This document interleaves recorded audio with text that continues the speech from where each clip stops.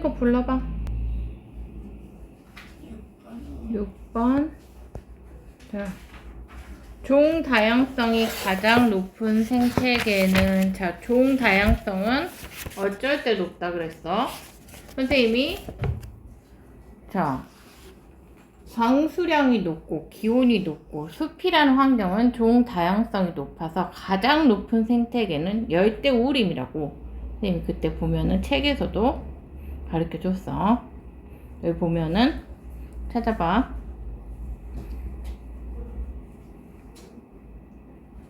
열대우림 1년 내내 기온이 높고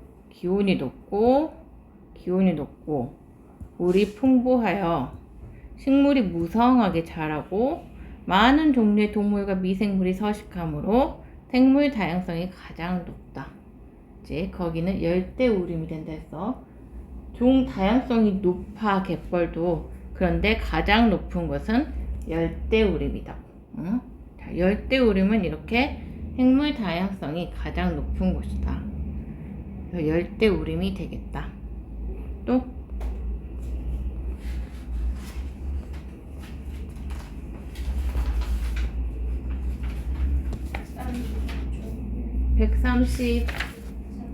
134쪽에 1번.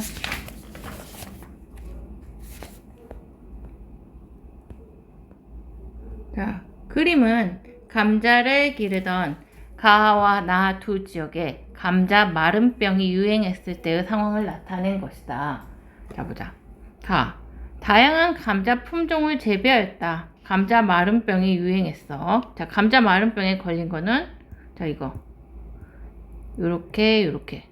근데 단일 품종만 재배했을 때는 다 감자 마름병에 취약한 건 다 죽어버렸지. 그때 선생님이 그로미셀 바나나 같은 경우도 만약에 종자가 다양했더라면, 자, 곰팡이 전염병에 취약하지 않은 종자가 다양했더라면 그거 전염병이 돌았을 때 멸종을 안 했을 건데, 그로미셀 바나나는 한때 되게 인기가 많은 바나나 품종이었어. 자, 그런데 얘는 곰팡이 전염병이 굉장히 취약했는데 품종이 하나뿐이어서 다 죽어버렸어. 그게 돌아버리니까. 자, 단일 품종일 때는 이렇게 전염병이나 뭔가 큰 변화가 있을 때 한꺼번에 멸종 위기가 있다 그랬어.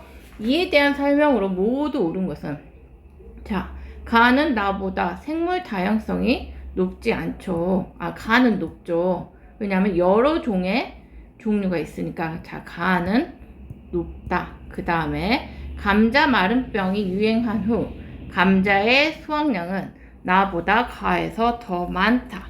그래서 자, 여기 감자 마름병이 돌아버리니까 얘는 싹 거의 멸종 위기였는데 얘는 2개만 죽었으니까 요런 애들은 감자 마름병에서도 살아남는 애들이니까 수확량이 가 쪽이 훨씬 많겠죠. 가에서 더 많다.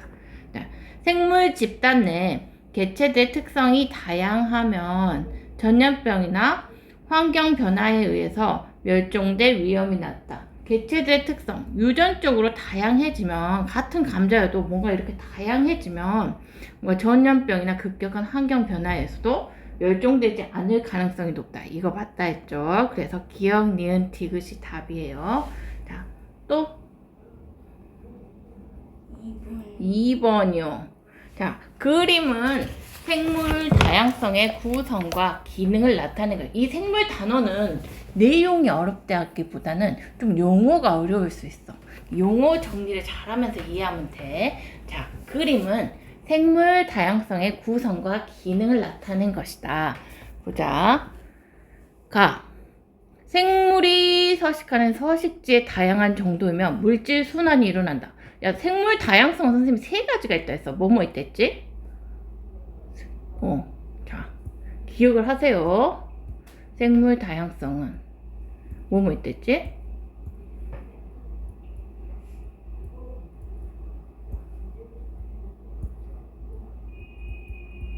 세 가지가 있댔잖아.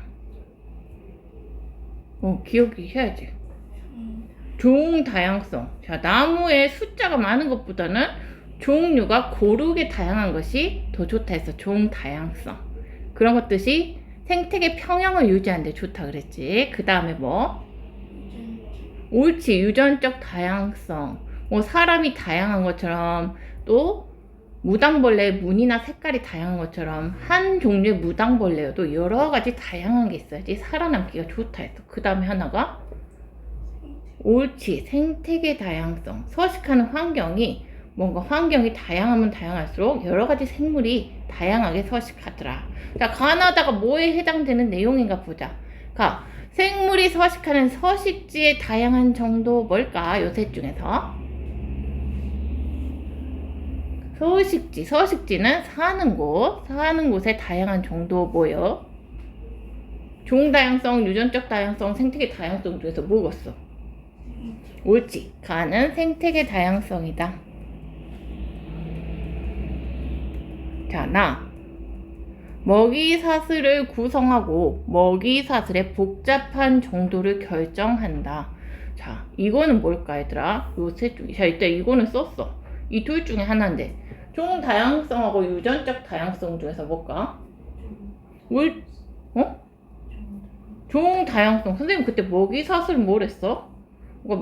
여기 벼가 있으면 뭐 메뚜기가 먹고, 메뚜기는 개구리가 먹고, 개구리는 뭐 날아다니는 매가 잡아먹고, 이게 먹이 사슬이고, 이게 복잡하게 얽힌 게 먹이 그물이라고 했어.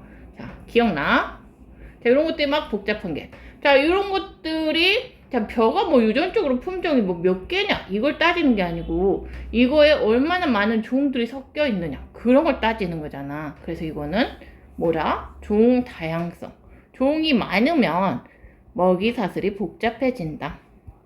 자, 여기 벼를 먹는 것들이 많아지고, 그 다음에 이거를 먹는 것들이 또 어떻게 되고, 이렇게 얽히고 설키고 그물이 복잡해지면 생태계 평형이 잘 이루어진다고 그랬지. 자, 그 다음에 하나 남았네. 생물 집단이 환경 변화에 적응할 수 있는 원천을 제공한다. 자, 유전적으로 다양해야지 전염병이나 급격한 환경 변화에도 멸종 위험이 줄어든다 해서 이거는 유전적 다양성. 이게 생물 단원이 단어가 좀 어려울 수 있어. 네, 잘 이해를 해 놓으면 돼. 자, 가는 생태계 다양성이다. 맞고. 자, 그 다음에 나는 생물의 개체수보다 종류와 관련이 있다. 그렇지. 개체수. 나무가 29그루냐가 중요한 게 아니고 몇 종류. 4종류인 것이 4종류가 고르게 많은 것이 더 중요하다 했지. 생태계 다양성에는. 자, 그 다음에 우수한 특정 현지를 가진 개체들이 많을수록 다가 높아진다. 이게 뭔 말이야? 우수한 특정 형질을 가진 개체들이 많을수록 유전적 다양성이 높아진다. 개체들이 많다. 자, 이건 뭔 말이냐면, 자, 우수한 특정 형질을 가진 개체들의 숫자가 많다는 거지. 이 말이 좀 어려웠을 거야, 다가. 자, 뭐라고 할까? 자, 그러면은 어떤 환경에서 우수하다. 예를 들어서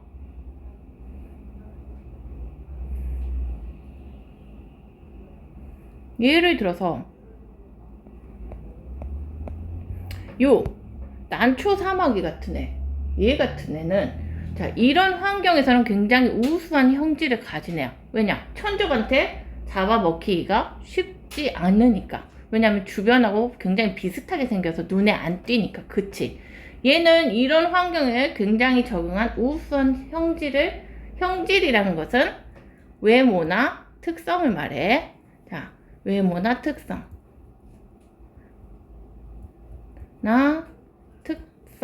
뭐 이런 것들을 말해. 형질이란 말도 어려웠지. 자, 모양의 질이라는 거야. 외모나 특성. 자, 그러니까 이 난초 사마귀 같은 것은 이런 환경에서는 굉장히 우수한 형질이 될 거야. 이런 난초꽃이 둘러싸인 곳에서는 천적의 눈에 잘 안 띄기 때문에. 자, 그런 말이야. 자, 그럼 그렇게 생각을 하고 문제로 돌아가 보자. 야, 생물이 말이 어려워, 말이.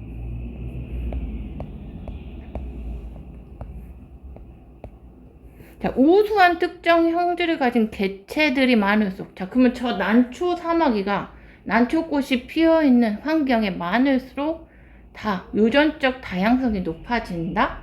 자, 유전적 다양성은 여러 가지가 많아야 돼. 여러 가지. 사마귀의 종류, 사마귀의 모양과 이런 것들이 엄청나게 다양하게 많아야지 한 가지 우수한 애만 엄청나게 많고 다른 애들이 없다면 이거는 유전적 다양성이 높은 것이 아니야. 알았지? 자, 그러니까 예를 들어서 유전적 다양성이 높다는 것은 그림을 찾느라고. 자, 예를 들어서 유전적 다양성이 높다는 것은 자, 요런 환경에서 요렇게 무당벌레가 이렇게 있어주면 유전적인 다양성이 높은데 자, 얘가 이 환경에서 굉장히 살아남기 좋은 우수한 형질이라고 해봐. 자, 요거의 숫자만 많고 다른 애들이 없다면 이거는 유전적 다양성이 높은 게 아니지. 자, 그래서 유전적 다양성이란 건 한 개체의 숫자만 많아서 되는 건 아니야. 여러 가지 다양한 형질을 가진 것들이 많아야 돼. 저렇게 무당벌레의 무늬나 색깔이 다양해야 되는 것처럼.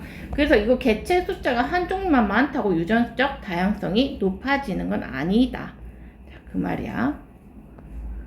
이해됐어요? 자, 그래서 디귿은 틀린 거. 그래서 답은 기역, 니은. 자, 또. 자, 3번은 이번 숙제 내용은 이거는 아직 안 배운 내용이네. 3번은 못 풀었어도 됐어. 1, 2번만 했으면 됐어. 자, 그 다음에 변이는 아직 안 배웠잖아. 서술형 문제로 가보자. 변이란 단어를 안 배웠는데 변이가 나와서 당황했겠네. 자, 그림은 벼 농사를 짓고 있는 논이고 나는 농사를 짓지 않아서 잡초가 무성하게 자란 논이다. 자, 가, 나를 비교해서 어느 쪽이 생물 다양성이 더 높은지 어디가 더 높다고 했어? 나. 자, 야, 생물 다양성은 선생님 그때 말했지만 한 가지 작물만 재배하는 논이나 밭보다는 여러 가지가 자랄 수 있는 것이 생물 다양성이 높댔어. 자, 그래서 어느 쪽이 생물 다양성이 높으냐? 자, 잡초가 무성한 논은 나는 한 종류의 벼만 자라는 논가보다는 살고 있는 식물과 동물의 종류가 더 다양하므로 종 다양성이 더 높다. 그래서 개체 간의 유전적 다양성도 높다. 따라서 나아가 가보다 생물 다양성이 높다. 자, 이렇게 쓰면 돼. 한 종류의 벼만 자라는 가보다는 잡초가 무성한 논이 한 종류의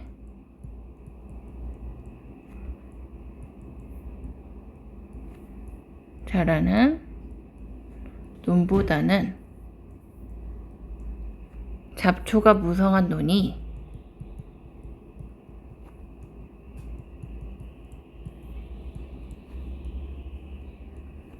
살고 있는 동식물의 수가 다양하므로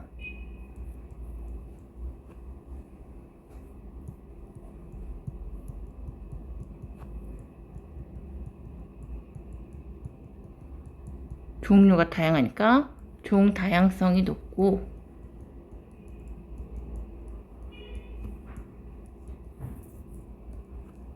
자, 유전적 다양성도 높다.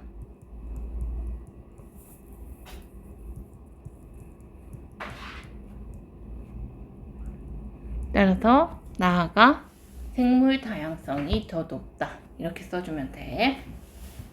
자, 보자. 다음은 생물 다양성과 관련된 사례를 제시한 것이다. 자, 한때 우리나라에서는 광교라는 품종의 콩이 널리 보급되어서 대규모로 경작되었다. 이게 되게 유행했대.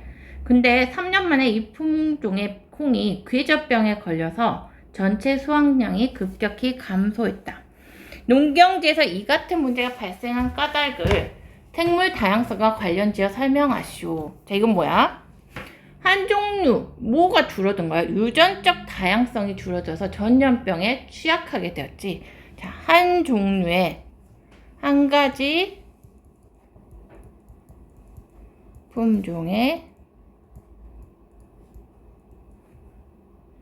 콩만 재배하면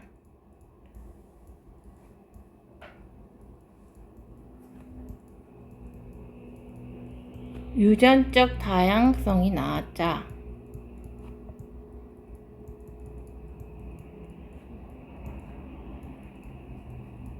전염병이 발생했을 때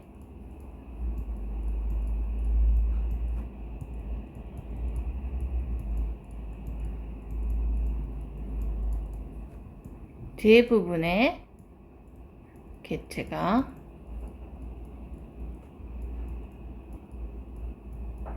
전염병에 취약해서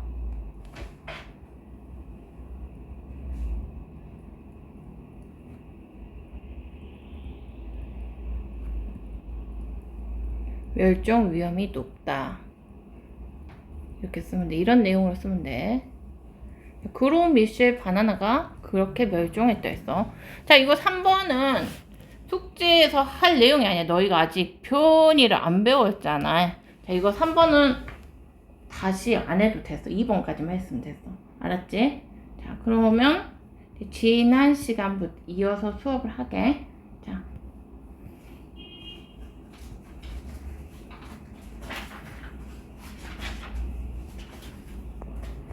지난 시간에는 생물 다양성은 종 다양성, 유전적 다양성, 그리고 생태계 다양성이 있다고 배웠다. 자, 열대우림이 생물 다양성이 가장 높다. 자, 거기까지 했고. 자, 오늘 배울 것은, 자, 생물이 어떻게 해서 이렇게 다양해지나? 어떻게 해서 이렇게 다양한 품종이 생기나? 어떻게 다양해지나? 그거를 알아보자. 자, 세 번째. 생물이 다양해지는 과정.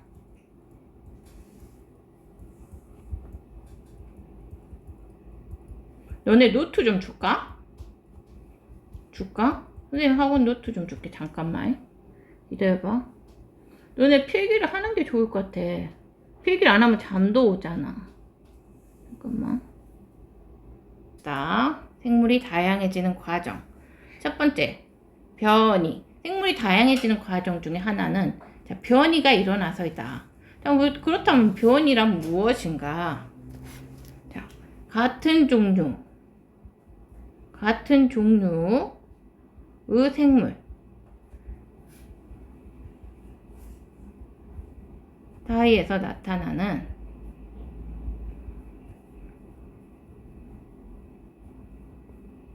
서로 다른 특징. 이게 표현이야. 아니, 그니까 너나 자 재율이나 서희나 같은 사람인데 너무 다르게 생겼잖아.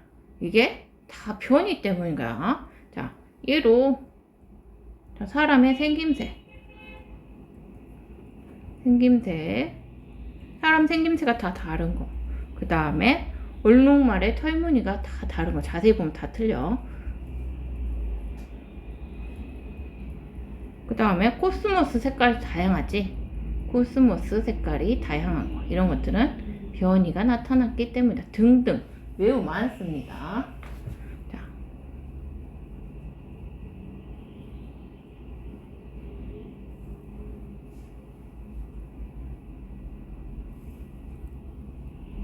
그다음에 변이가 일어난다는 것은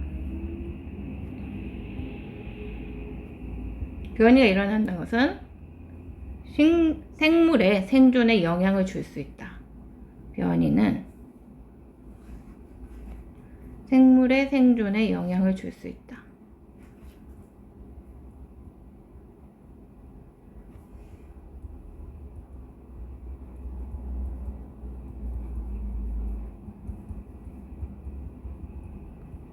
그 다음에 환경이 달라지면, 자, 그런데 환경이 달라지면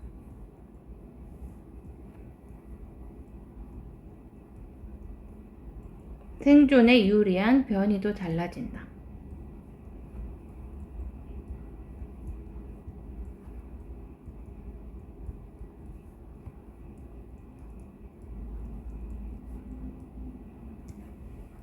이게 뭔 말이냐? 아까 난초 사마귀 봤지?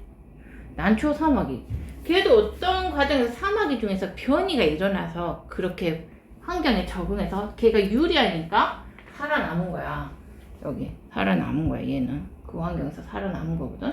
자, 그래서 얘는 유리하니까 난초가 많은 환경에서 살아남는 난초 사마귀가 된 건데, 만약에 이 난초 사마귀가 초록풀이 가득한 데로 가면은 살아남기가 쉽지 않겠지. 그때 너무 눈에 잘 띄겠지. 자, 얘가 환경이 달라지면 생존의 이유다. 그때는 초록색 사마귀가 살아남기가 좋겠잖아. 기본적으로 생존에 유리한 변이도 달라진다. 그 얘기예요.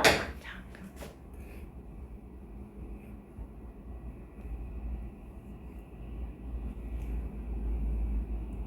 환경과 생물 다양성.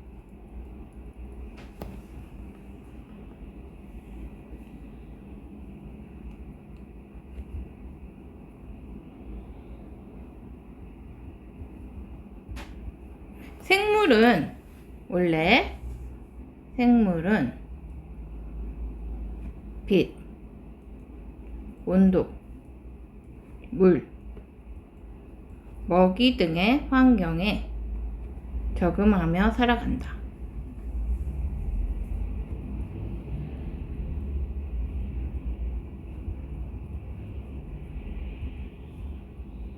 그러죠.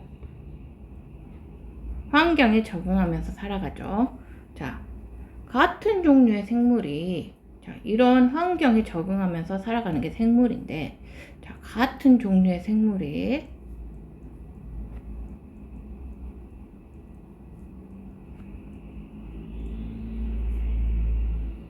오랜 시간 동안 서로 다른 환경에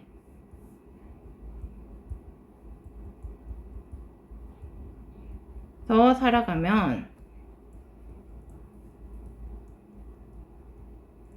자, 살아가게 되면 같은 종류의 생물들 간에도, 선생님 이거는 예를 들어줄게. 생물 간에도 차이가 커져서 서로 다른 특징을 지닌 무리로 나뉘어질 수 있다.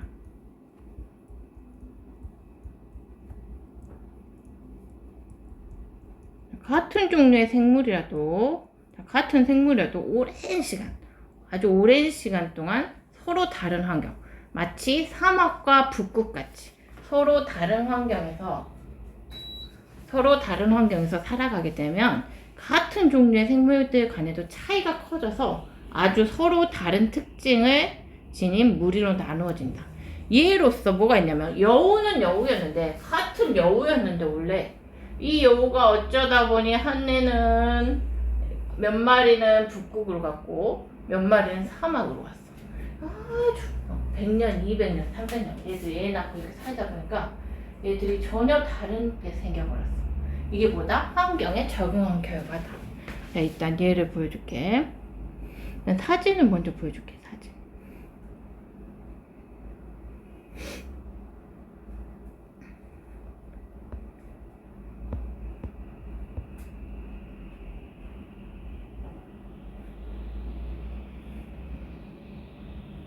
자, 봐봐.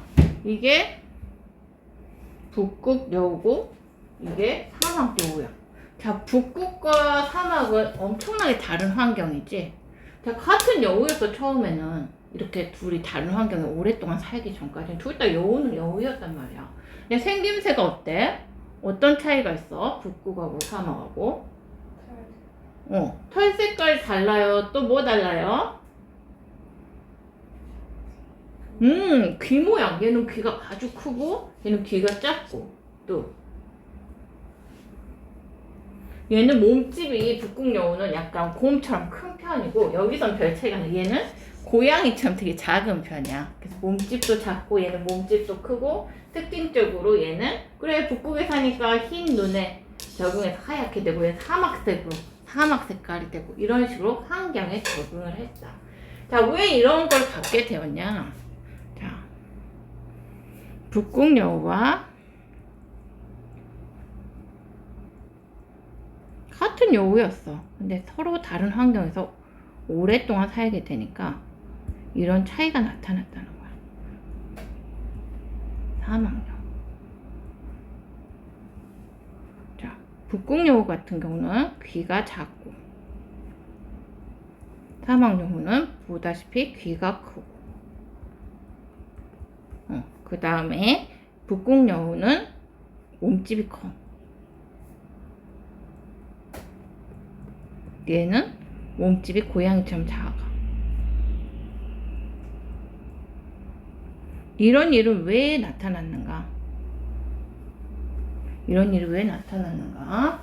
자, 귀가 작고 몸집이 크다. 귀가 작고 몸집이 커지면 선생님이 그때 풍화에서 이만한 돌이 막 쪼개졌을 때 표 면적이 커진다 했지.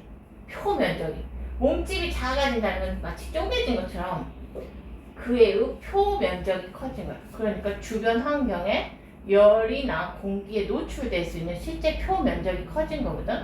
몸집이 크면 표 면적이 작고, 몸집이 작아지면 표 면적이 커지는 거야. 그래서 작은 사막여우는, 몸집이 작은 애는 표 면적이 커진 거야. 표 면적이 커져서 뭔가 주변에 열을 빨리빨리 배출하고, 얘는 표 면적이 작아져서 뭔가 추위로부터 뭔가 노출이 덜 되는 거지.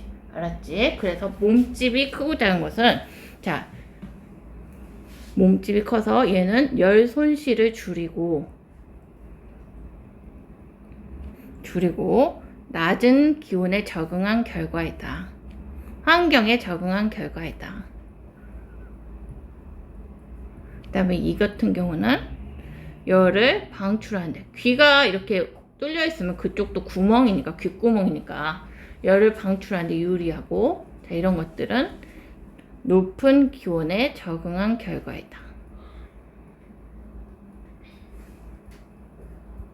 자, 이런 것들이 서로 다른 온도에 적응한 결과.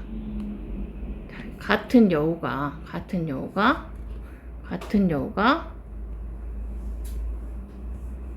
서로 다른 온도에 적응한 결과이다.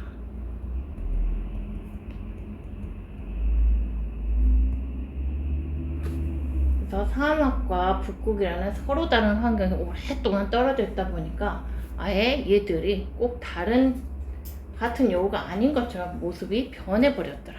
환경에 오랫동안 적응하고 나니까. 자, 그런 거야. 이런 것들이 뭐가 일어났다고 한다고? 환경에 맞춰서, 자, 변이가 나타났다. 서로 다른 특징이 나타났다. 그 말이라고 한다고. 자, 생물의 생존. 자, 사막에서는 저렇게 생겨야 생존에 유리하고, 북극에서는 저렇게 생겨야 생존에 유리했던 거야. 근데 막 사막여우가 저렇게 생겨갖고 북극에 가면은 죽겠지. 자, 그렇게 되는 거야. 이렇게 생물은 환경에 적응하면서 살아간다.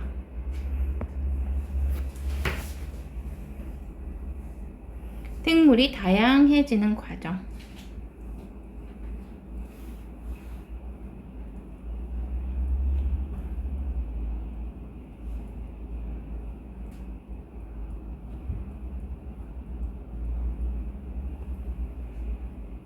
생물이 다양해지는 과정은 생물이 변이를 일으키거나 생물의 변이나 또는 환경에 적응하는 과정이, 북극이나 그런 거죠. 환경에 적응하는 과정이 생물이 다양해지는 주요 원인이다.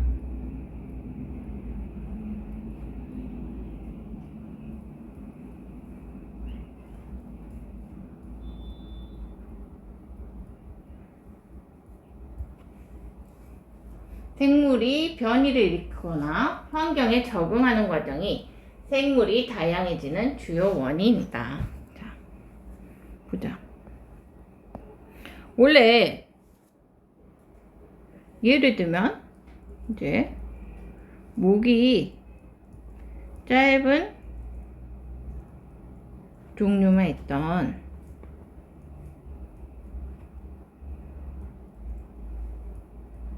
갈라파고스 땅 거북이에게서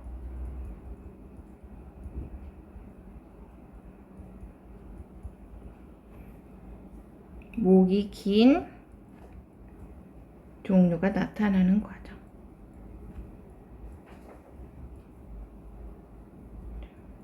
자, 갈라파고스 제도는 저쪽에 아주 섬이 많이 모여 있는 곳이야. 근데 그런 곳에서 자, 섬이 아주 많이 모여 있었는데 처음에는 자, 이 갈라파고스 땅이 목이 짧은 종류가 주로 있었어. 목이 짧은 애들이 주로 있었어. 이렇게 주로 있었는데 목이 짧은 애들이 걔 중에 약간 목이 긴 애도 있었단 말이야. 이렇게 대부분 목이 짧았거든. 근데 이 애들이 다른 섬으로 가게 됐어. 다른 섬으로 가게 됐는데 거기는 먹잇감이 주로 키가 큰 선인장들이었어. 키 큰 선인장이 있었어. 그러면 키 큰 선인장에 먹으려면 목을 쭉쭉 빼야 되겠지. 그러다 보니까 이 목이 긴 애가 생존에 유리했지. 목이 긴 애가. 그래서 여기에서는 얘가 살아남기가 좋다 보니까 얘만 거의 살아남았어. 그래가지고 목이 긴 애가 주로 살게 되는 어떤 섬이 발생한 거야. 키가 큰 선인장들이 많은 섬에 가게 되면 목이 긴, 자, 키 큰 선인장이 많은 목이 긴 거북이가 생존에 유리해서 먹이를 먹는데 유리해서 살아남게 되더라. 그래서 여기 섬에는 목이 긴 애들만, 마치 사막에는 그렇게 생긴 애들만 많은 것처럼 목이 긴 거북이만 살아남게 된 거야. 맞지?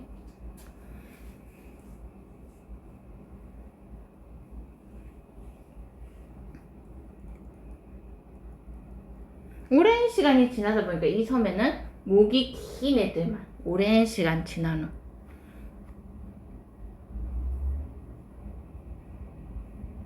목이 대체적으로 긴 애들만 살아남았더라.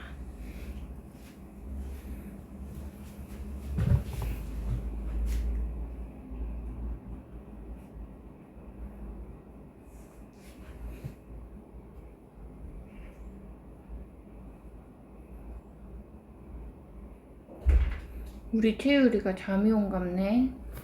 응.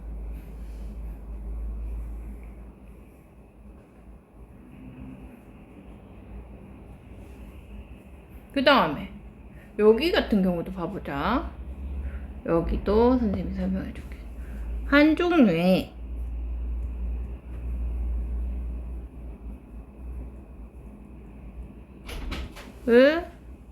새에서 새로운 종류가 나타나는 과정.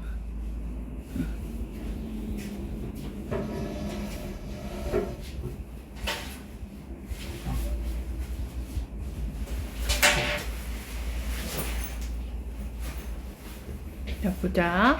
여기는 여기 교과서의 그림 한번 봐보자. 자, 여기.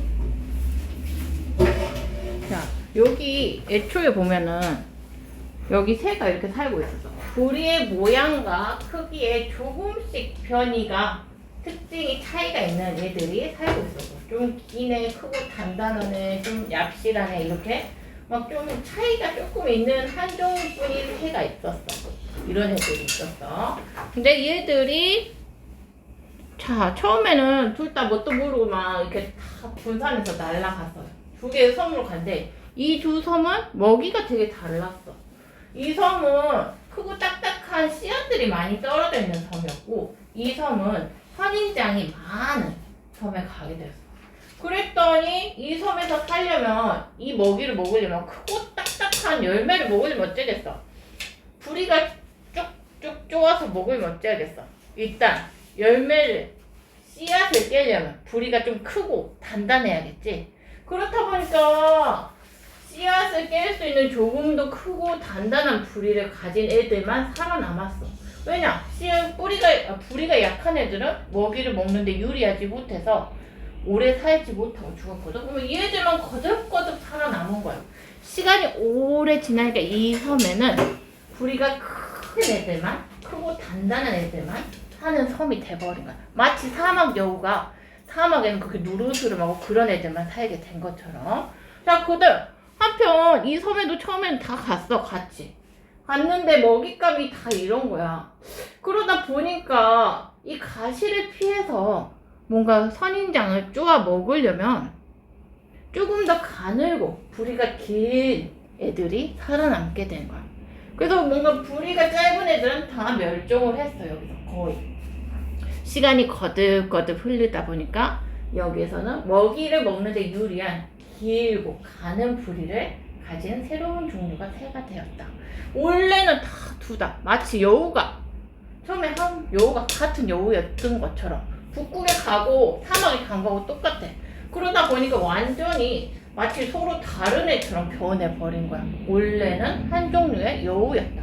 하나는 사막 여우, 하나는 북극 여우가 된 것처럼 이런 먹잇감에 따라서도 뭐 새들이 오랜 시간이 지나다 보니까 여기에는 이런 새들만 살게 되고 여기에는 이런 새들만 사는 삶이 되었더라. 알았지? 자, 그것뿐이고, 자, 그 다음에 여기 보면은 규현아, 선생님이 이거 지금 강의 녹화하고 있거든? 앞부분 들을 수 있어. 자, 너 근데 지난 시간 거 들었니? 듣고 왔어? 너 오늘 시험 보고 갈 수 있어? 아, 시간이 안 돼? 수학학원? 알았어. 그럼 다음 시간에 볼 수 있을까? 알았어. 자, 갈라파고스 수학학원 몇 시에 간대? 자, 갈라파고스 제도의 핀치. 자, 갈라파고스 제도는 섬이 하나인 데가 아니야. 섬이 엄청 다도해처럼 엄청나게 섬이 많은 데야. 남아메리카 대륙에서 1000km 정도 떨어진 남태평양에 있는데 여기는 여러 가지 섬이 모여있는 제도라 그래. 자, 여기에는 부리 모양이 다양한 13종의 핀치라는 새가 살고 있다. 자, 여기가 완전히 변이가 일어나는 섬마다 먹잇감이 다르다 보니까 이 새 종류가 13종류나 돼버린 거야. 부리 모양이. 핀치의 부리 모양은 먹이의 종류, 먹잇감의 종류와 밀접한 관계가 있다. 이 핀치들은 자, 남아메리카 대륙에 살던 한 종류의 핀치가 갈라파고스 제도에 처음에는 골고루 날아갔는데 거기서 유리한 먹이를 먹는데 유리한 부리를 가진 애들만 살다 보니까 그 과정에서 섬 13개에서 다 다른 부리를 가진 애들이 살아남았다는 거야. 자, 핀치 사진 보여줄게.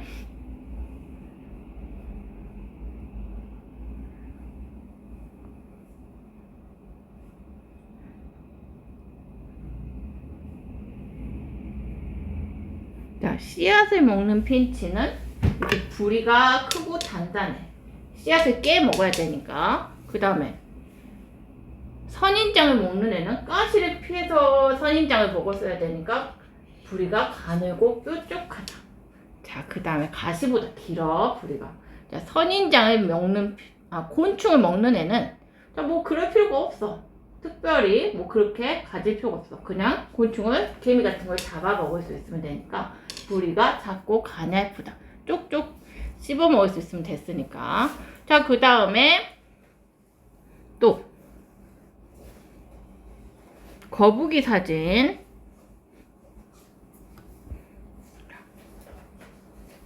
갈라파고스 땅거북. 자, 이런 애들은 그냥 풀 같은 거 먹고 살면 됐어. 목이 짧은. 원래 이런 애들이 주로 있었는데 어느 섬에 다 같이 간대. 거기가 뭐가 많다고? 자, 키 큰 선인장이 많았어. 그렇다 보니까 이런 애가 먹이를 먹는데 유리해서 이런 애들만 살아남은 그런 변이가 일어났다. 알았지? 그런 내용이야.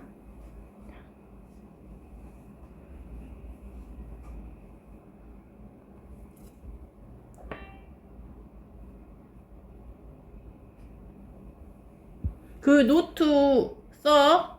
그 노트. 과학 이제 필기에 걷다가 그 앞에 스케줄러 빼고 뒤에 수업 들으면서 필요한 내용이 거기 책을 넘어가면 걷다 써. 쓰면서 듣는 게 좋을 거야. 앞으로 뭐든지.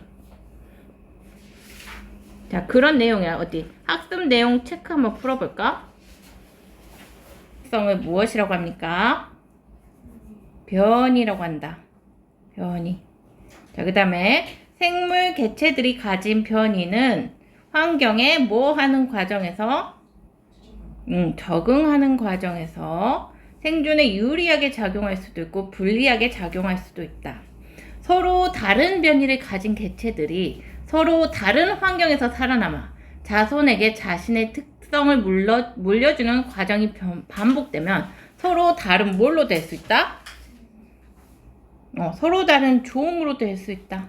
종으로 될 수 있어서 생물 다양성이 높아질 수 있다. 종이 다양해지면 종 다양성이 높아지면 생물 다양성이 높아진다 그랬지.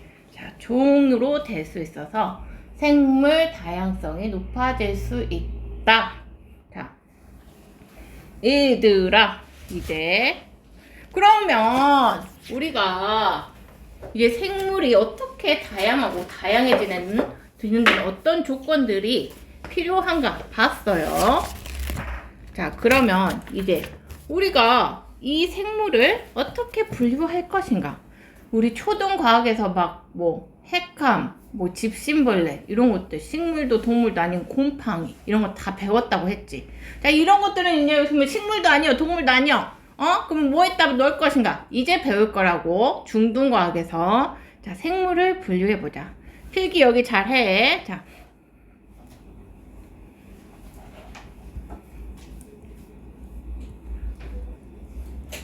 이거를 지금 잘 해놓으면 대학교 가서 막 일반 물리 할 때까지도 유용해. 그러니까 지금 머릿속에 싹 정리해놔.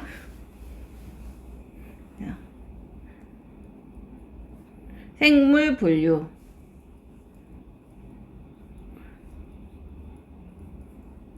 생물 분류. 생물을 어떻게 분류하느냐? 자, 일정한 기준에 따라서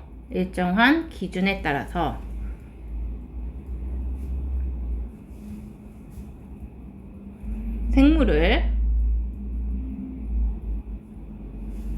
비슷한 종류의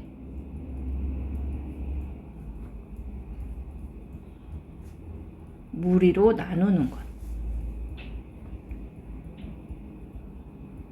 일정한 어떤 기준에 따라서 생물을 비슷한 애들끼리 나누는 거야. 이게 생물을 분류하는 것이다.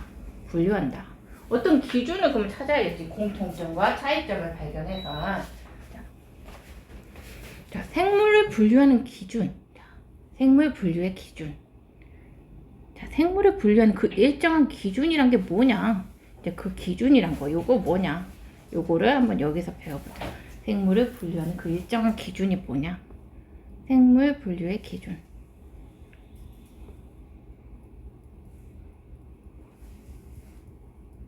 자, 생물 분류의 기준은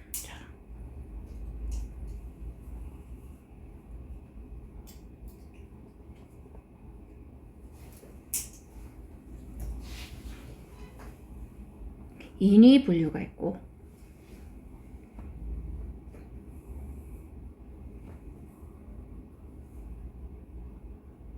자연 분류가 있다.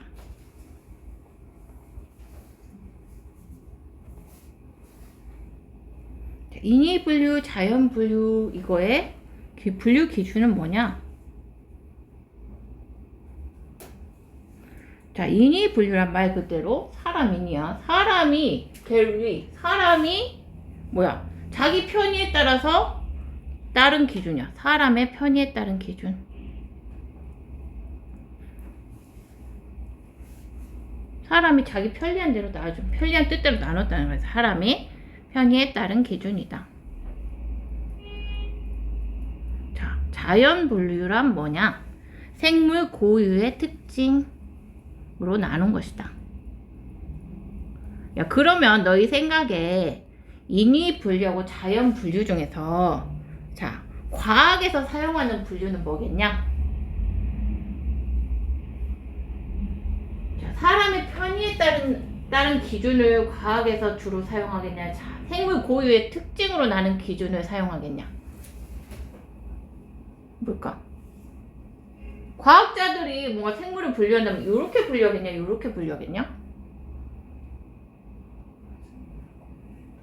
그래. 자연 분류를 하겠지. 자, 인위 분류는 사람의 편의. 사람 내 편한 대로 막 분류해버린 거는 좀 과학적이지 못해. 자, 근데 생물 고유의 특징으로 나눈 건 조금 더 과학적일 수 있다. 자, 인위 분류와 자연 분류의 예를 봐보자. 자, 서식지에 따라서 사람이 서식지에 따라서 오메 저거는 바다에 사네, 저거는 땅에 사네 해서 뭐 육식 동물과 수생동물. 오메 쟤는 물에 사네, 저 수생동물이야 이렇게 나눴단 말이야. 그 다음에 자, 오메 저것은 내가 옷 다 먹는 데 쓰냐 따라서 자, 이용 목적에 따라서 저거 약으로 먹어 하면 약용식물. 아, 약은 아닌데 그냥 밥상에 올라 그럼 식용식물. 이런 식으로 사람이 나눈단 말이야. 그러면 저것은 보니까 맨 풀만 먹어야 그러면 쟤는 뭐라 불러? 맨 풀만 먹는 애? 옳지, 초식동물. 그러면 저건 맨날 고기만 잡아먹네. 그거는 육식동물. 그렇게 사람들이 자기들이 보이는 대로 편의대로 나눴다. 초식동물과 육식동물. 이렇게 나눴어. 자, 이런 개념들은 자, 우리가 초등학교 때 많이 봐온 거야. 익숙하고. 근데 이건 그렇게 지금인데 우리가 생물을 배우는 생물 과학자들이 볼 때는 그렇게 과학적인 기준은 아니야. 자, 그때 자, 과학자들이 자연 분류를 할 때 생물 고유의 특징으로 쓰는 건 뭐냐? 첫 번째 생김새. 두 번째 속의 구조.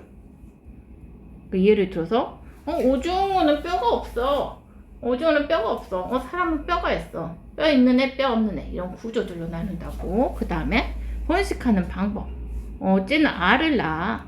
쟤는 새끼를 낳아. 번식 방법. 등등. 자, 그 다음에 호흡 방법. 쟤는 허파로 호흡해. 쟤는 아가미로 호흡해. 호흡 방법. 그 다음에 쟤는 광합성을 하네. 너희 광합성이 뭔지 알까?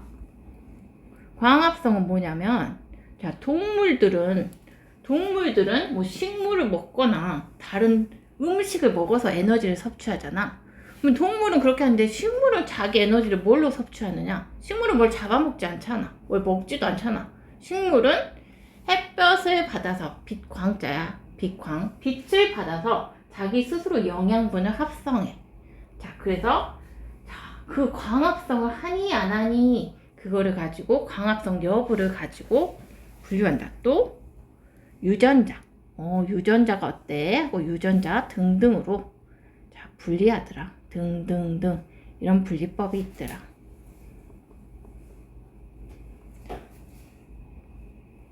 자, 그래서 인위 분류와 자연 분류가 이렇게 있다.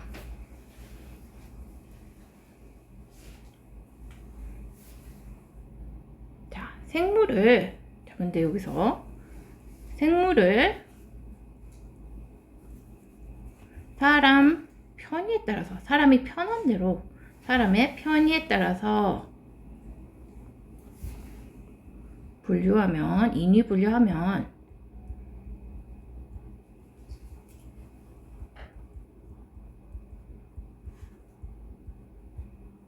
분류하는 사람마다 분류자에 따라서 결과가 다를 수도 있고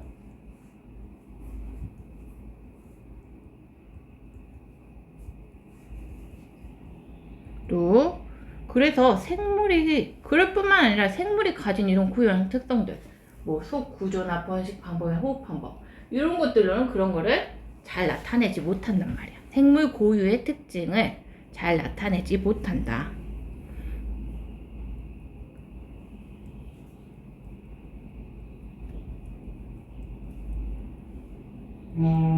제대로 나타내지 못한다.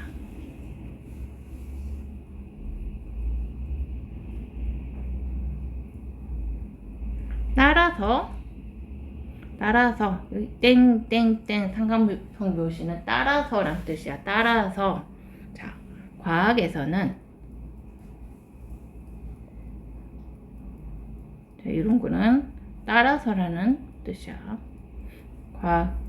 따라서 과학에서는 생물 고유의 특징을 기준으로 생물을 분리한다.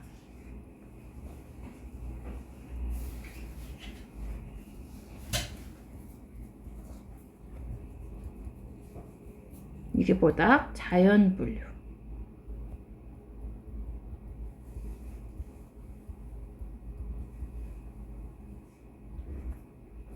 생물을 분류한다.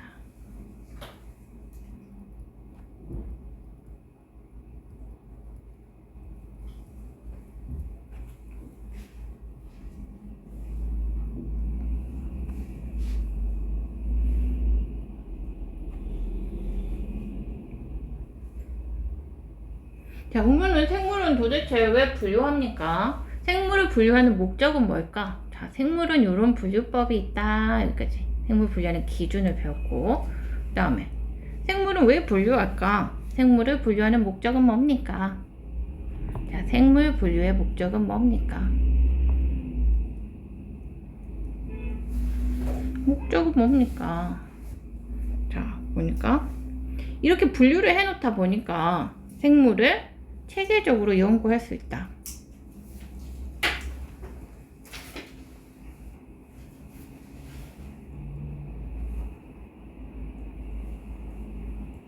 그래서 생물을 연구하면 우리가 쓸 수 있는 게 무궁무진하죠. 그 다음에 이렇게 함으로써 연구에서 생물 다양성을 이해한다.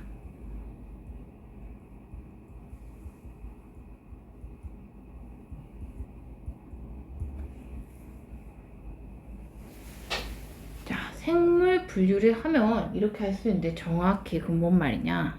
자, 생물 사이에 멀고 가까운 관계를 알 수 있다. 이게 뭔 말이냐?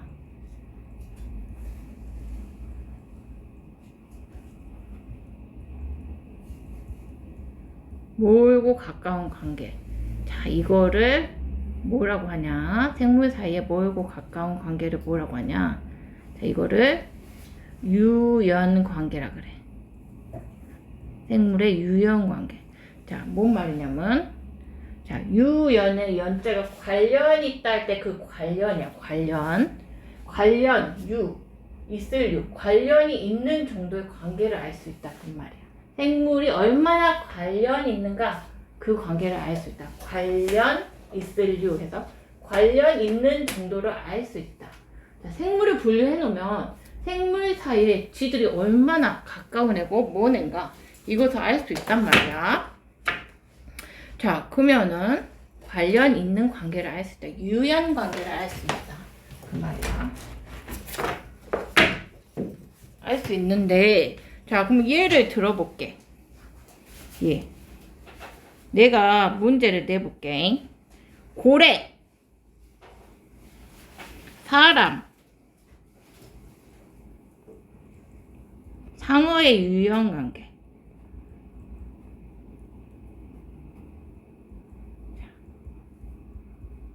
고래하고 가까운 건 사람일까, 상어일까? 너의 생각을 자유롭게 표현해. 뭘까? 고래하고 가까운 건 사람일까, 상어일까? 상어? 사람? 괜찮아. 왜 사람? 포유류라서. 서윤아. 모르겠어요. 몰라도 돼. 규현이. 상어? 그래. 자, 그러면 규현이 같은 경우는 상어래가 있는데, 규현이 같은 경우는 아마도 둘 다 바다에 사니까, 서식지가 같으니까 둘이 가까울 것이다. 그랬을 것이고, 아까 우리 지유리 같은 경우는 고래가 포유류라서 사람도 포유류란 말 알아? 포유류는 새끼를 낳는 거. 고래는 알을 안 낳고 상어는 알을 낳잖아. 사람도 새끼를 낳잖아. 자식을 낳잖아. 그래서 아마 둘이 포유류라서 더 가까울 것이다. 그렇게 했어. 자, 고래 같은 경우는, 자, 그러면 우리가 분류할 때, 볼 때, 인위 분류와 자연 분류가 있는데, 자, 우리 규현이가 한 거는 이거야. 아, 고래나 상어나 수생동물이니까 인위 분류에 따라서 더 가깝다 했는데, 자, 우리 제유리는 자연 분류에 따라서 번식 방법, 포유류, 쟤는 새끼를 둘다 고래하고 사람은 다 새끼를 낳으니까 가깝다. 그러면 과학에서는 인위 분류보다는 요것이 더 신뢰를 얻고 있다고 그래서, 왜냐? 자, 분류자에 따라서 다를 수 있고, 자, 그러면 과학에서 유형 관계는, 자, 어떻게 되냐면, 고래는 서식지가 바다로 비슷한 상어보다는, 자, 고래는 사는 환경, 바다로 비슷한 상어보다는, 자, 이거는 인위 분류였어. 자, 호흡 방법 또는 아까 말했다시피 번식 방법,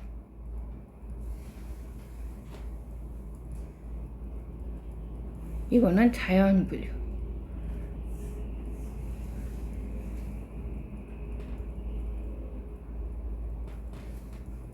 같은 사람과 과학에서는 더 가깝다고 봐. 더 가깝다고 본다. 자, 호흡 방법이 뭐냐? 사람은 폐로 호흡하지, 폐로.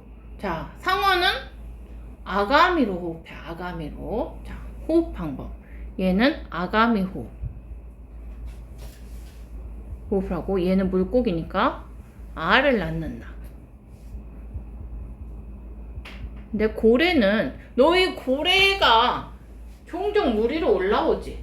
그건 왜 그러냐면 얘는 사람처럼 폐호흡을 해서 공기를 많이 들이마셔야 돼. 그러니까 얘는 주기적으로 호흡을 위해서 표면으로 올라와서 우리가 고래를 잘 관찰할 수 있잖아. 그런 거야. 얘는 주기적으로 호흡을 위해서, 얘는 사람처럼 폐호흡 하거든. 얘는 사람처럼 허파호흡을 하므로 바다 위로 고래가 둥실둥실 떠올라서 주기적으로 사람처럼 공기를 마셔줘야 돼. 얘는 호파가 없다고 얘는 새끼를 낳는다. 그러므로 고래는 그렇게 허파호흡, 우리도 사람도 허파가 폐거든. 폐호흡하고 새끼를 낳는 사람하고 유연 관계가 더 가깝다. 관련 있는 관계가 더 가깝다. 이렇게 보는 거야. 자, 생물을 분류하면 이렇게 유연 관계를 알 수 있다.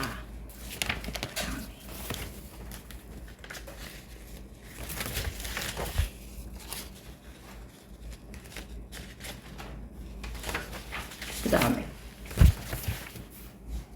생물을 분류하면 또 뭐가 좋느냐? 새로 발견됐어. 어떤 생물이 새로 발견됐는데,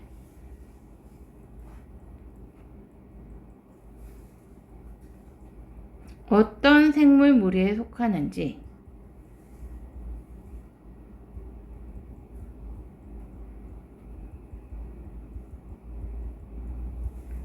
결정하는 데 도움이 된다.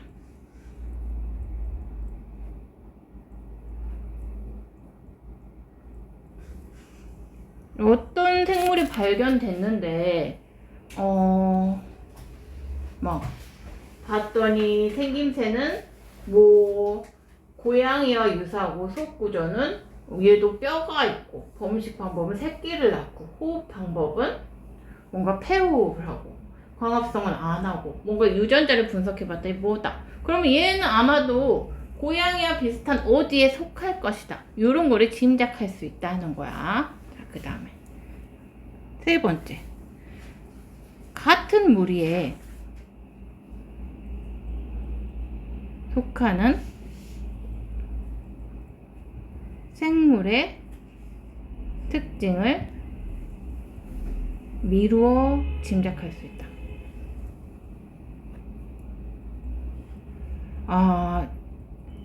얘가 굉장히 고양이하고 비슷한 무리에 있어.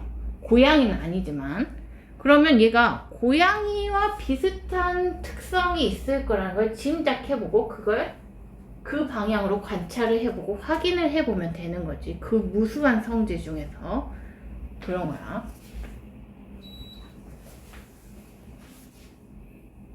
이렇게 분류를 하면 이렇게 분류를 해놓으면 우리가 결국 사는데 필요한 연구를 하는데 굉장히 중요하죠. 우리가 이용하는 모든 것들이 생물의 연구에서 나온 것들이거든. 자, 그 다음에 생물을 어떻게 분류하느냐. 자, 생물을 분류하는 과정.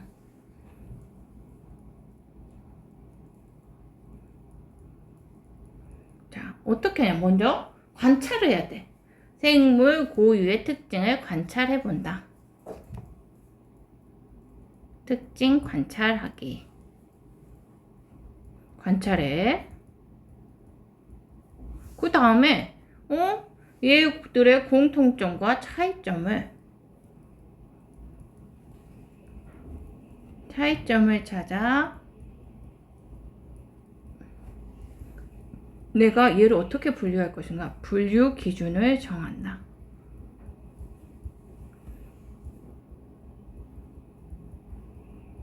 그다음에 분류 기준에 따라서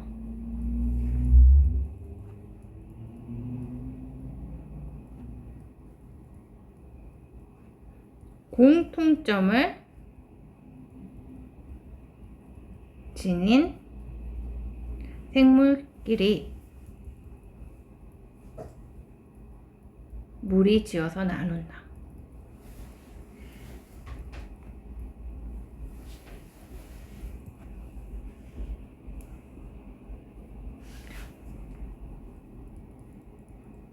생물 한번 분류해볼까 우리가? 그러면은 생물 한번 분류해볼게. 자, 어떤 나비를 한 5마리 그려보자. 자,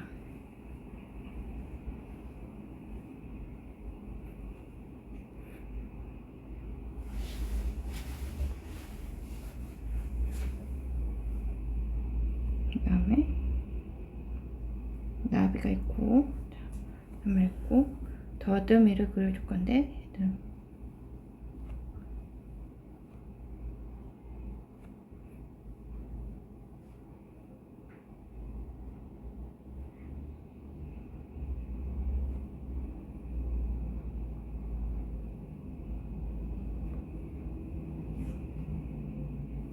얘는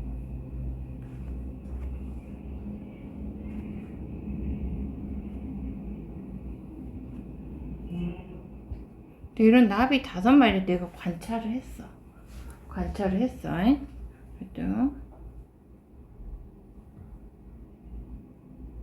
조금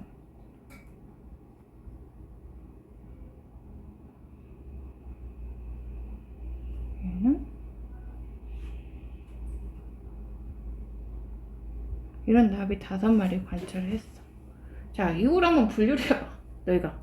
자, 일단은 우리가 얘들 다른 건 모르지만 생김새로 분류할 수 있겠지. 자, 생김새 어떻게 생겼나 한번 과학적인 방법. 생김새로 한번 분류를 해보자. 생김새로. 자, 생김새로 분류했을 때 일단 공통점과 차이점을 보랬잖아. 첫 번째 특징을 관찰한 다음에 공통점하고 차이점을 찾아서 분류 기준을 정한다. 그 다음에 공통점을 가진 생물끼리 무리지어 나눈다. 자, 가나 다라마 이 나비를 한번 어떻게 내가 한번 분류를 해볼까? 자, 일단 얘들의 뭐 차이점 뭐 있어? 관찰을 해보니까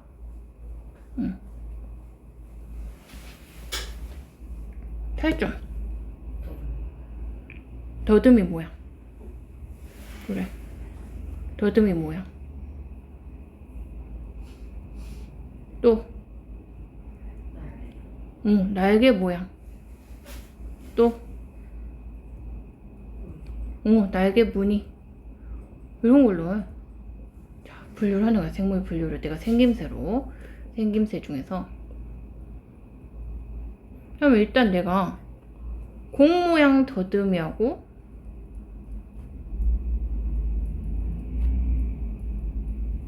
자, 별 모양 더듬이. 더듬이 모양으로. 자, 공 모양 더듬이 뭐 있어? 나와 마. 별 모양 더듬이 뭐 있다? 가, 다, 라 있다. 그 다음에 자, 나마 이렇게 분류했고 가다마 많은 거에서 또 하나 분류해볼까? 자, 가, 다, 라 별 모양. 여기서 자, 여기서 분류할 수 있는 거 가다라에서 분류할 수 있는 자, 이제 숫자가 많은 쪽에서 한 번 더 분류를 해보려고 하는데 분류할 수 있는 특징이 뭐가 있다? 가장 공통점이 많은 거는 자, 날개 무늬가 줄무늬냐 민무늬냐 뭐 점박이 무늬냐 이것도 있고 날개 모양이 이렇게 직선이냐 뭔가 이렇게 꺾였냐 이런 모양이 있지. 여기서는 날개 모양에 따라서 공통인 게 그래도 직선인 게 두 개 있으니까 날개 모양이 직선인 거하고 꺾인 거하고 이런 식으로 분류해보면 여기서 직선인 거는 가와 라, 그 다음에 꺾인 거는 다. 이런 식으로 내가 계속 내가 관찰을 해가면서 물론 여기선 생김새에 의한 분류지만 이런 식으로 분류해 갈 수 있다는 거야. 내가 공통점과 차이점을 발견해 가면서 분류해 갈 수 있다는 거. 여기선 생김새만 갖고 있지만 다른 여러 가지 특성들로 할 수 있는 거야. 자, 그 다음에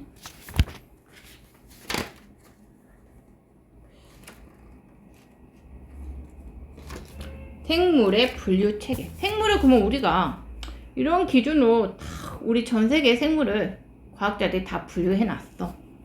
생물의 분류 체계.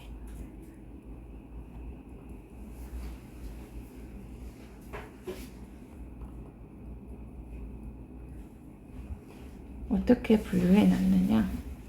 일단 생물을 분류해 놓은 단계가 있어.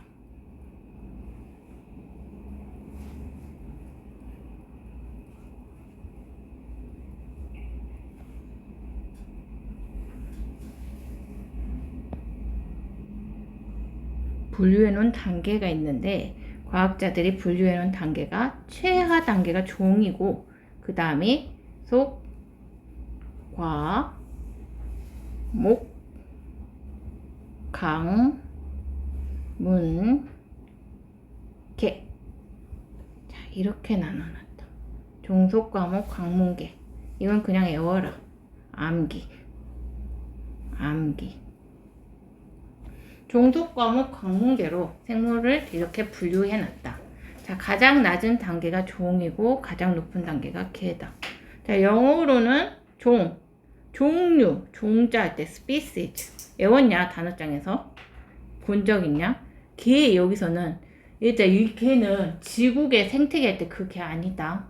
그땐 시스템이었잖아. 이거는 한자가 다른 거야. 킹덤이야, 킹덤. 알았지? 걔는 킹덤이다. 시스템 아니다. 자,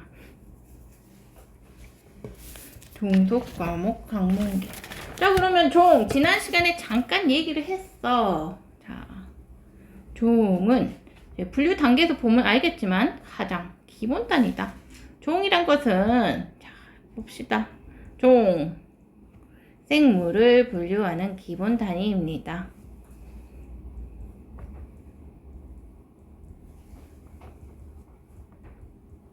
기본 단위. 그때 뭐라 했어? 자, 자연 상태에서 짝짓기 하여서 번식 가능한 자손을 낳을 수 있는 생물물이라 그랬지. 자연 상태에서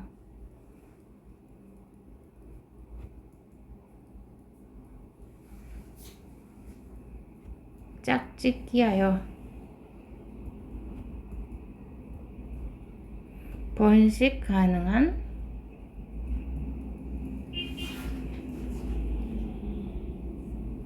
자손을 낳을 수 있는 생물물이다. 자, 예를 들어줄게.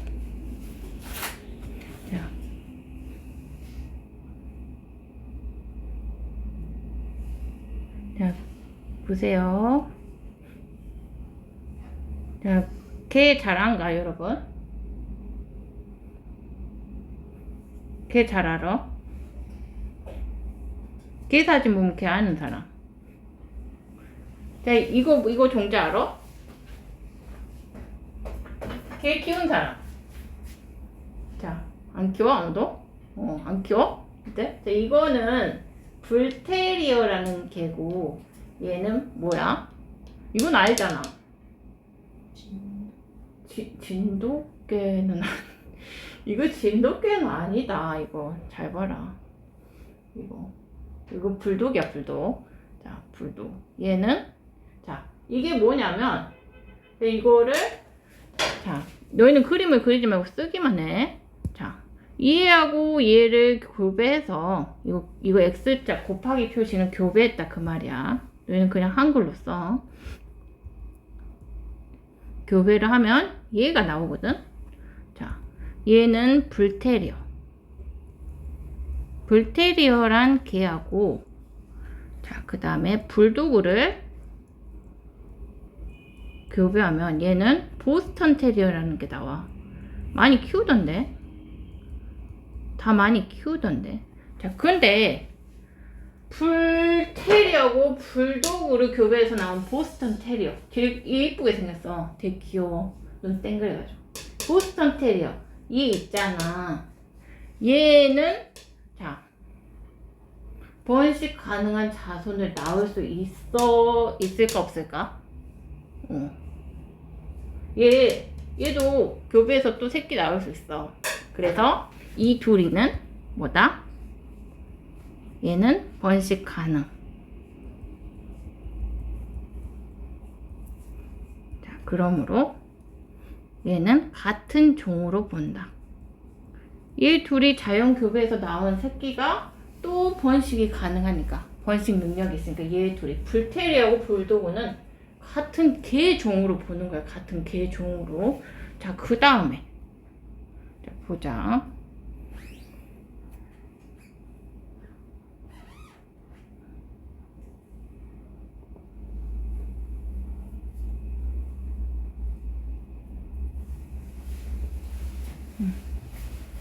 지난 시간에 얘기를 했어, 이 부분. 자, 얘들은. 자, 이거 첫 번째는 무엇이요? 자, 첫 번째. 이거는 말이에요, 말. 야, 이거는, 모르겠냐? 자, 말이고, 두 번째는 당나귀야, 당나귀. 말하고 당나귀. 하고 교배에서 나온 얘를 노새라 그래, 노새. 말하고 당나귀를 좀 닮았어. 그래. 자, 말하고 당나귀. 자, 암말하고, 자, 숫 당나귀야, 정확히. 숫컷 당나귀를 교배해서 나온 노새는, 자, 지난 시간에 했는데 얘는 새끼를 못 낳아요. 그래서 얘 둘이는, 말하고 당나귀는 서로 다른 종이다. 그래서 얘들은 번식 능력이 없다. 얘는 또 새끼를 못 낳아. 그러므로 얘들은 서로 다른 종. 다른 종이다. 말이야. 자, 하나만 더. 자.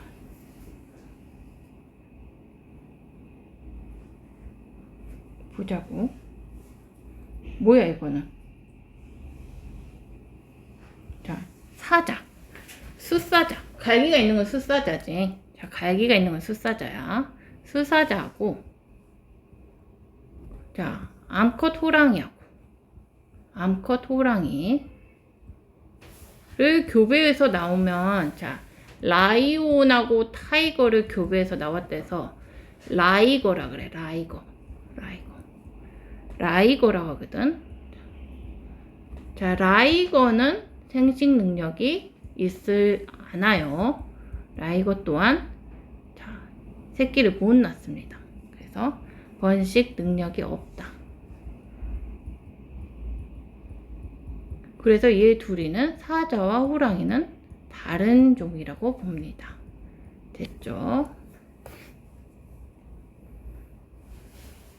자, 종이란 건 이렇게 본다. 일단 요까지를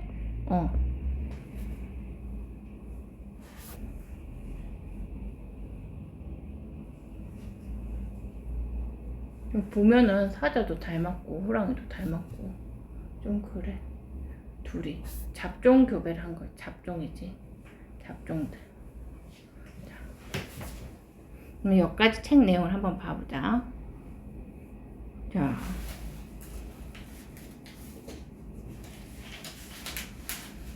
일단 표현이 오늘 한때부터 봐볼게.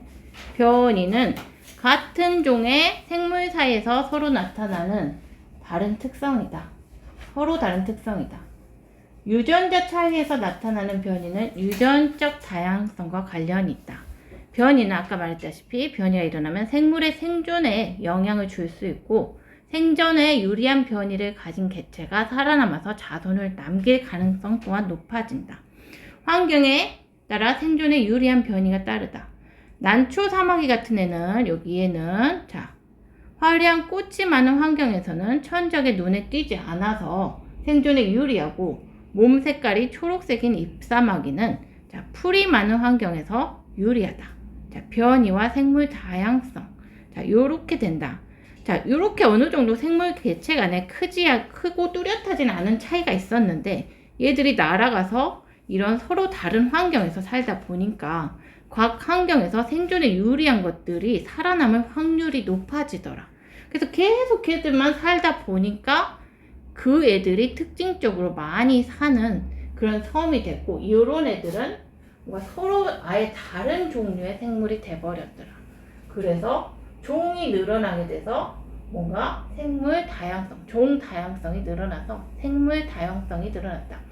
자, 생물의 변이와 환경에 적응하는 것은 종 다양성 같은 것을 높여서 생물 다양성을 높인다. 알죠? 그 다음에 핀치의 부리 모양도 그러고 그 다음에 생물 분류 다양한 생물을 어떤 기준에 따라서 어떤 기준이 뭔가 인위 분류와 자연 분류가 있는데 기준에 따라서 무리지어 나누는 것이다. 자, 이것들은 생물 사이에 멀고 가까운 관계, 관련이 있는 관계, 얼마나 관련이 있느냐, 관련할 때 그 연자에 연관됨이 있는 관계를 밝히는 데 있다. 유형 관계를 밝히는 데 있다. 자, 생물을 일정 기준에 따라서 분류하면 체계적으로 이해하고 연구하는 데 도움이 되며 생물을 자원으로 이용하는 데 유리하다. 자, 생물 분류법은 인위 분류. 자, 인간의 인위적 기준에 따라서 생물 분류하는 거. 육상, 수생, 초식, 육식, 식용, 약용.